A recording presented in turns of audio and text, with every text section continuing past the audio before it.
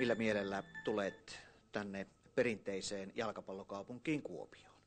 Ihan todella hyvällä mielellä ja uteliaana ja vähän innostuneenakin, vaikka näin on syksy ja pitkä kausi takana, että valmentajat ja pelaat alkaa olla pikkasen väsyneitä, mutta kyllä mä tunnen, että mulla on vielä energiaa kropassa jäljellä, että mä voin jaksan iloita tästä vielä, että varmaan tuntuu vielä paremmalta tuossa, kun mennään kuukausi eteenpäin, kun on kausi jäänyt taakse ja entinen joukkue on jäänyt taakse, niin sitten varmasti tuntuu vielä paremmalta tuossa 3-4 viikon päästä. Kun kävin selostamassa tuolla Valkeakoskella Hakan ja KuPSin ottelua, näin sinut siellä katsomossa, joko silloin oli keskustelut käynnissä? Ei, mä olin tuon Malisen Juha asuu tuossa Kouvolassa, MYPA-valmentaja. Juhan kanssa ollaan vanhoja kavereita, niin Juha otti mut kyytiin siitä. Pääsin Juhan kyydillä sitten koukkasi, että se ajaa Lahden ohi siitä. Ja Malisen Juhan kanssa oltiin katsomassa peliä, että ei sen kummosempaa.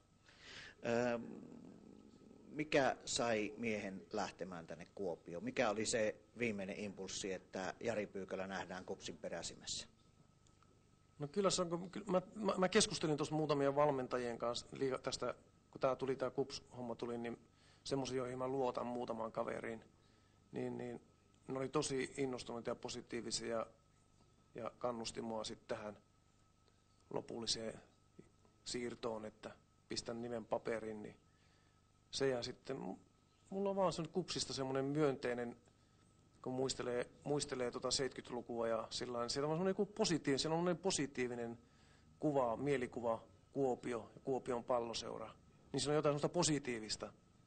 Niin se on tosi tärkeä juttu.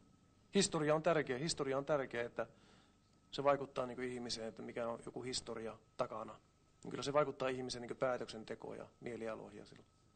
No, minkälainen historia on Jari Pyykälällä takana? Äsken tuossa tiedotustilaisuudessa kerroit ainakin, että olet myös valmentanut Ruotsinmaalla. No siellä mä oikeastaan varmaankin, jos lasketaan vuosia, pistetään yhteen, niin on valmentanut enempi Ruotsissa vuosia kuin mitä Suomessa. Kyllä mä varmaan aika lailla on sieltä saanut sellaisen vaikutteita Ruotsista, että en ole ruotsalainen valmentaja, mutta hirveän paljon jäi varmaan sieltä. Yrittänyt aina muutenkin kerätä, kun on käynyt katsomaan muiden valmentajien harjoituksia ulkomailla ja sitten ollut Ruotsissa valmentajan seuratoimisen poimia sieltä semmoisia asioita, jotka tuntuu itsestä hyvältä ja positiivisilta, että sellaista. Miten se on, Jari Pyykälä? Sinä olet voittanut muun muassa Veikkausliigan Suomen mestaruuden Jatsin peräsimessä. Millaisia tavoiteasetteluja sinä Kuopion palloseuran osalta lähdet rakentelemaan? Tuossa KuPS Oyn hallituksen puheenjohtaja Manu Vesalo hieman arveli, että budjetti voi pikkusen nousta ensi kaudella. No se on aina kiva kuulla valmentajana ja joukkueen puolesta, että jos budjetti nousee, että se laskee. Että se tarkoittaa vain sitä, että toiminta tulee helpommaksi siinä joukkueen kanssa. Se rahaa vaikuttaa aina, että se helpottaa. Kun rahaa on, niin se helpottaa meitä kaikkia, että kaikki tulee helpommaksi. Mutta en mä usko, että ei se ole se raha siinä ainoa se autuaksi tekee. Kyllä sen pitää tehdä niin kuin se työ on. Sen pitää olla intohimoa tuohon pelaajille ja valmentajille ja joukkueen johdolla tuohon jalkapalloon. Ei se raha auttaa sitten pikkasen siinä, mutta kyllä siihen pitää olla siis iso sydän mukana ja intohimoa niin pohjalla.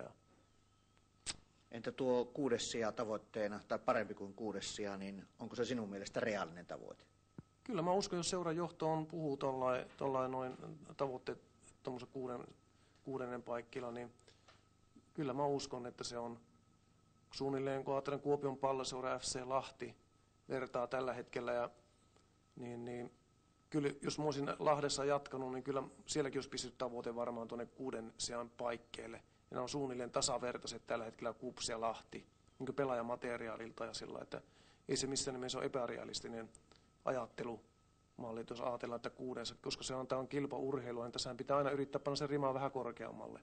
Silloinhan kehitystä tapahtuu, kun pistetään pikkasen rimaa korkeammalle, tavoitetta korkeammalle, niin jokainen joutuu puristamaan pikkusen lisää, että sitähän se urheilu on, että pitää pyrkiä kehittämään itseään koko ajan. Oikeastaan tässä lopuksi vielä semmoinen pakko kysyä, että kun olet tuolta Pohjanmaalta kotoisin, niin mitenkä se kieli taipuu Savon murteisiin? Sanoppa, että kualkijäryleet. Kualkijäryleet. Näin Kuopion Palloseura lähtee sitten ensi kaudeksi Veikkausliigaan uuden valmentajan johdolla. Tervetuloa vaan Kuopioon ja paljon lykkyä. Tehtävä ei tule varmasti olemaan helppo, mutta haastava se aivan varmasti on.